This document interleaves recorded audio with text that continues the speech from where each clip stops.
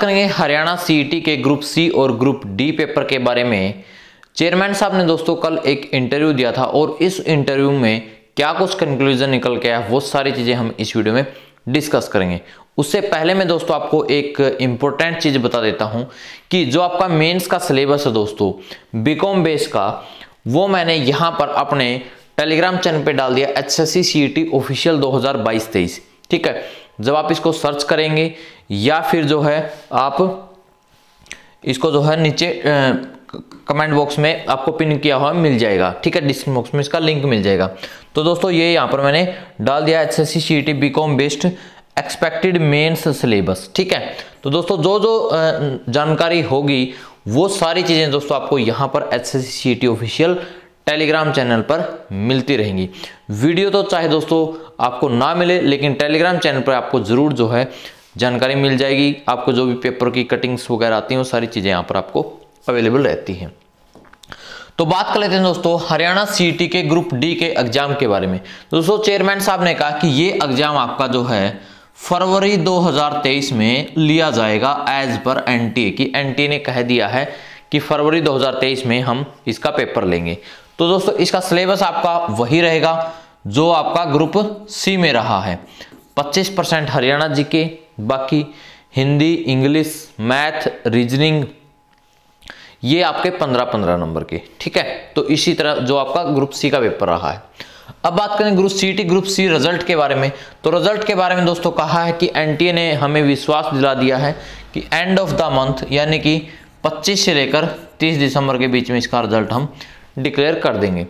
अब दोस्तों सीईटी के ग्रुप सी के सेकंड पेपर के सिलेबस के बारे में, जैसे जैसे जो आपका मान लिया हेल्थ डिपार्टमेंट का है, एमपीएचडब्ल्यू स्टाफ नर्स है, ठीक है, एमपीएचडब्ल्यू स्टाफ नर्स है, वीएलडी है। तो दोस्तों जो आपने सब्जेक्ट पढ़े है ना डिप्लोमा के अंदर, वो 50% तो वो आएंगे और 50% क्या आएगा जो आपका ये आपने स्टार्टिंग में पढ़ा Haryana GK, reasoning, English, math, 50% ये आएगा और 50% जो आपका सब्जेक्ट का है वो आएगा। ठीक है, ऐसा चेयरमैन साहब ने बोला है। तो यानी कि जैसे मान लिया आपको भी बीकॉम बेस है, बीकॉम बेस जो मैंने आपको भी बताया 50% तो आपका बीकॉम का आएगा और 50% आपका क्या आएगा यही Haryana GK, reasoning, English, math. तो यानी कि दोस्तों Haryana reasoning, English, GK, math पे आपकी अच्छी खासी पकड़ होनी चाहिए, क्योंकि इसकी तैयारी ऑलरेडी कैंडिडेट की हो चुकी है। अगर आप इसके में भी नंबर कटेंगे तो फिर जो आप पीछे रह जाएंगे। दूसरी चीज क्या है, जो आपका सब्जेक्ट दोस्तों उसके ऊपर भी फोकस करना स्टार्ट कर दो। ठीक है, तो जो सिलेबस है दोस्तों वो जो मैंने एक्सपेक्टेड है वो मैंने आपको बता दिया बीकॉम का। बाकी धीरे धीरे जो जिस कैटेगरी का आप कमेंट बॉक्स में कमेंट करना, ताकि मुझे भी आइडिया लगे कि हाँ इस चीज का सिलेबस जो है मुझे डालना चाहिए। हरियाणा पुलिस के कोर्ट केस के बारे में दोस्तों अपडेट दे देता हूं मैं।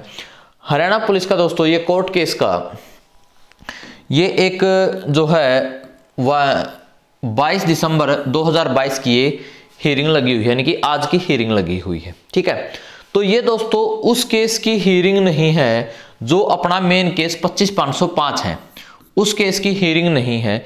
ये किस केस में है, ये दोस्तों एक नया केस लगाया है। ठीक है, ये दोस्तों एक नया केस लगाया है कि हमारे इस केस की जो हियरिंग है वो जल्दी कर ली जाए। तो इसके ऊपर जल्दी हियरिंग होने के लिए तो अब कल इसके ऊपर सुनवाई है। ठीक है, कल इसकी सुनवाई दोस्तों, कल पता लगेगा कि आप लोगों की अर्ली हियरिंग लगेगी या नहीं लगेगी। ठीक है, कल पता लगा। यानी कि मेन चीज ये थी, ये नहीं थी। मैंने भी आपको ये बता दिया था कि आप लोगों की हियरिंग है, लेकिन वो चीज गलत है। ठीक है, वो चीज गलत है दोस्तों, वो मैंने भी बताया था कि आप लोगों की ये हियरिंग है, क्योंकि मैंने सिर्फ ये देखा और मुझे लगा कि आप लोगों की अर्ली हियरिंग, क्योंकि मेरे पास कैंडिडेट ने मैसेज कर दिया था कि सर अर्ली हियरिंग हमारी लग गई। ठीक है, तो उस बेस पे मैंने आपको बता दो, लेकिन अब मैं फिर से दोबारा आपको बता रहा हूं कि आज जो आपकी हियरिंग आपको पता लगेगा कि आपकी ये हियरिंग अर्ली हियरिंग की होगी या नहीं होगी। ठीक है, तो ये भी दोस्तों मैंने आपको बताना जरूरी था, क्योंकि प्रीवियस वीडियो में थोड़ा सा इसमें चेंज है। ठीक है, तो दोस्तों आप अपनी जो तैयारी बिल्कुल बनाए रखें अच्छे से।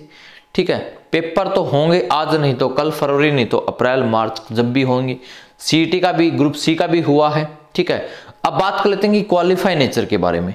भाई क्वालिफाई नेचर, अब देखो थोड़ी सी अगर मैं छोटी सी चीज में आपको बताऊं दोस्तों, एक दो चीज मैं आपको बताना चाहता हूं, वो बुरी लगेगी, 100% बुरी लगेगी। ठीक है, लेकिन आपको समझना देखना जरूरी है।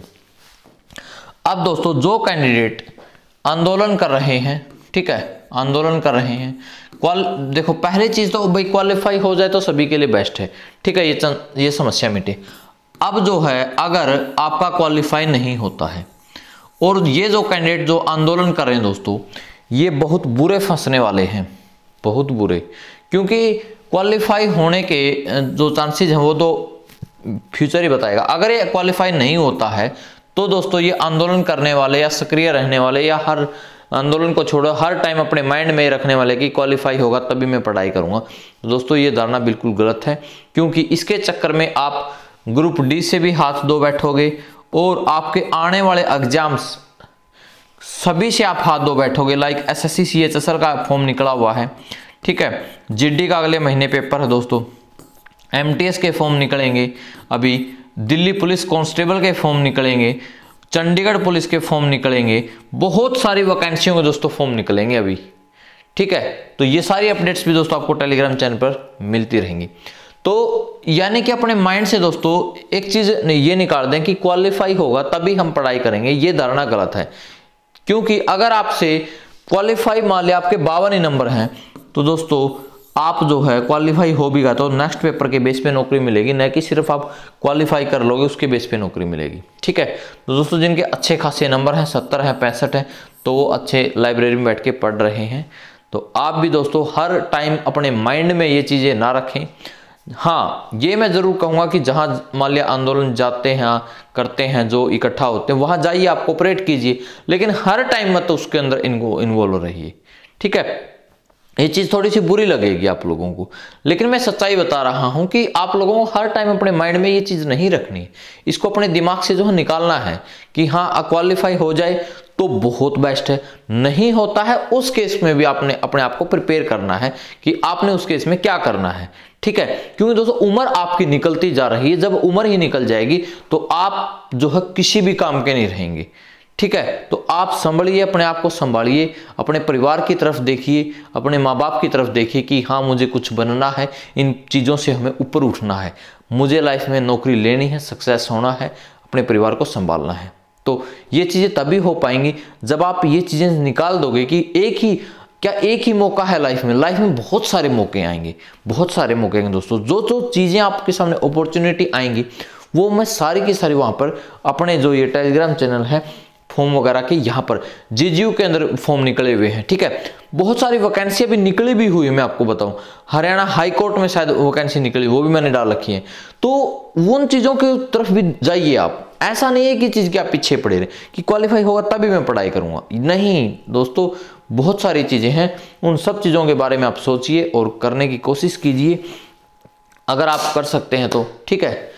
तो कुछ लोगों को ये लगेगा कि ये ज्ञान पेल दिया, भाई ज्ञान पेल दिया, as you wish as you think, हमारा सभी स्वतंत्र हैं इस काम को करने के लिए, सोचने के लिए।